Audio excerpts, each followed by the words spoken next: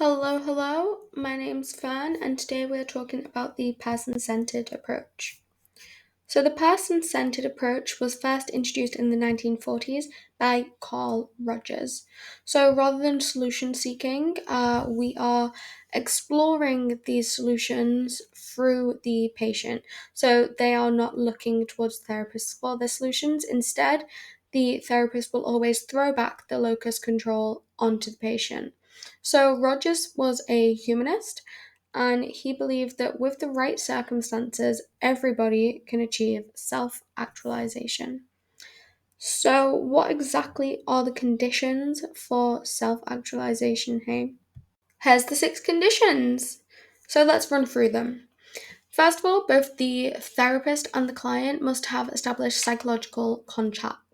So, in order for the therapy to be successful, this is also known as therapeutic alliance, which has been known to be a key factor which correlates with therapeutic success. So, Rogers wasn't wrong there when he proposed that one. Next up, client incongruence. So, a misalignment with the way that the client is living or thinking, if they are not living in accordance to their values. This is known as an incongruence. Generally, we can assume that some incongruence is going on if somebody has turned up in the therapy room. So, usually that one's ticked off from the start. Next up is unconditional positive regard. So, this is to be received from the client by the therapist. So, by presenting them with unconditional positive regard, the client then believes in themselves and they begin to engage in positive change. They also feel like they can open up with the therapist, be fully transparent, and this then, in turn, allows them to become more congruent as they believe in themselves.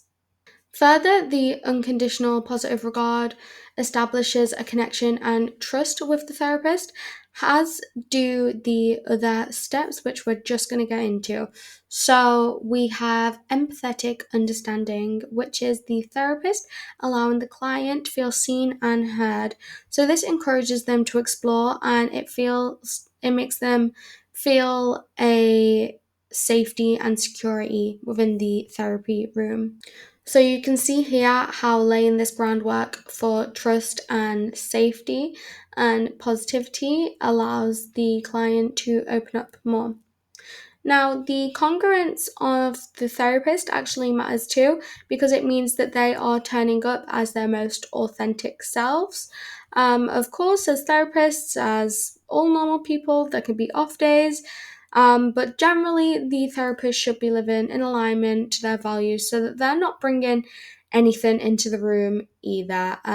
This is very centered around the client or the patient, and is all about their exploration. So we don't want the the therapist kind of bring in any very pointed questions because they have their own things they're dealing with or their own incongruence. Finally, the sixth condition is that the client must perceive the unconditional positive regard and the empathetic understanding.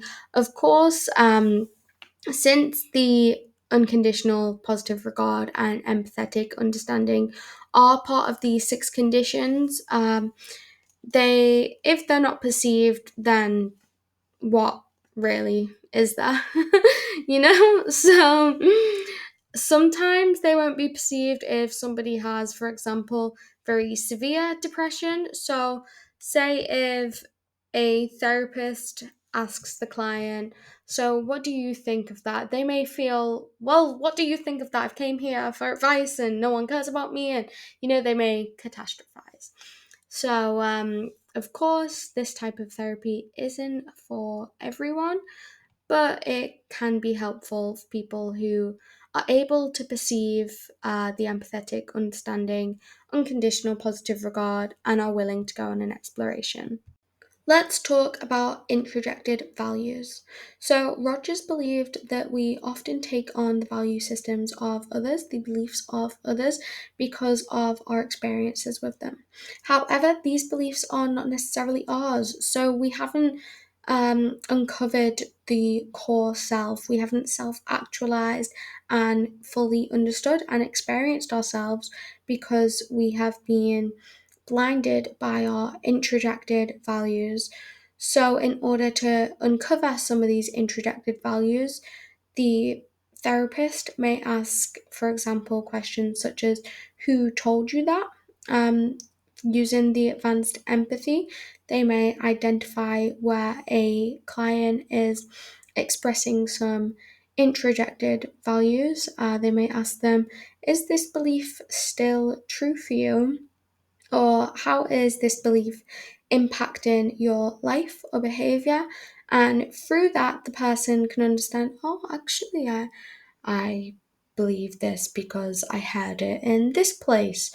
Or my mother always wanted me to think of this value and work with this mindset. And through that, self exploration takes place and the core self can be found.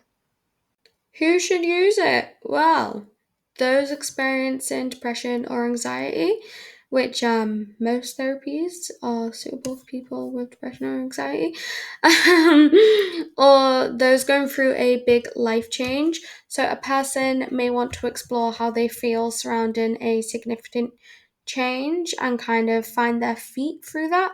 So, moving on through that, people looking for exploration now. Although people with depression and anxiety can benefit from a person centered approach, a severe case may present where a client cannot perceive any positive associations, which means that the therapy is going to be ineffective, especially if they do not want to explore their feelings, which may also be the case for someone with severe anxiety. The question asking, their exploration, may make their worries worse. It may be a bit much for them and they may feel it's confrontational. Any good person centered therapist, if using it in its pure form, shouldn't really confront directly as to arise any defensiveness, but they should explore effectively.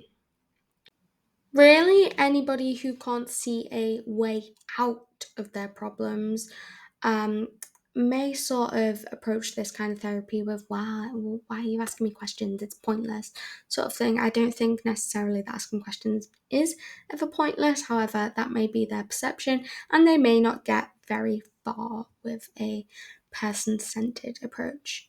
Likewise, if somebody is looking towards a therapist because they're seeking advice and they want to set some defined goals, they may be more suited to a coach or to a different type of therapy. In founding person centered therapy, Carl Rogers proposed that there are 7 stages that clients go through when within the therapy room. So let's take a look at these stages. First of all, we have a stage where the client shows little inclination or openness for change. So they may be hostile towards the therapist or rigid in their thinking. What's important to understand is it's not the role of the therapist to guide the client through each stage, but instead it's their goal to assist the client in experiencing each stage in completeness. So as they pass through the stages through themselves, the therapist helps them and assists them in experiencing the stage, not assist them to the next stage. That is up to the client.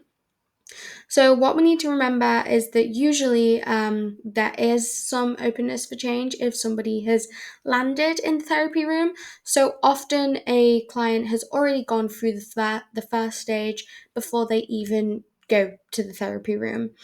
However, there may be some people that turn up in the therapy room because they were asked to be there, which means that they may not even get through the first stage. They're sort of begrudgingly in therapy. They don't want to be there. They've been forced to be there by their family, their partner, whoever. And they continue to express hostility towards the therapist and rigidity in their thinking, and they don't progress through the next stages. There can be potential that a client has even passed through the second stages, because in the second stages, someone is more aware of their problems, but they may be in disbelief of their contribution towards them. So it depends on whether the person has already gone through a sort of self exploration or an exploration of their issues before they come into the therapy room. Um, However, there's a chance that they may have progressed through these stages before even arriving. Now, in the third stage, the client is still avoiding the present reality. However, they are more keen to talk about themselves. There's a chance they might do it in third person or only talk about the past in order to avoid the present reality. However, the openness is there, and therefore they're more likely to progress to the next stage. So, in stage four, the person recognizes negative emotions from past events. However, they may still reject present negative feelings. So, they are aware and able to speak about their feelings. It's just that they want to avoid the current feeling. Moving into the fifth stage, the client now expresses their present moment feelings. However, they don't necessarily trust themselves or their experiences. And that takes us to stage six, where feelings of congruence are now felt in fleeting moments. That's because the client now is beginning to trust their own feelings and experiences as they feel them, and they are becoming more aware of their emotions, more in touch with their emotions, and they're now a step further towards self actualization as they feel these in completeness in the present moment.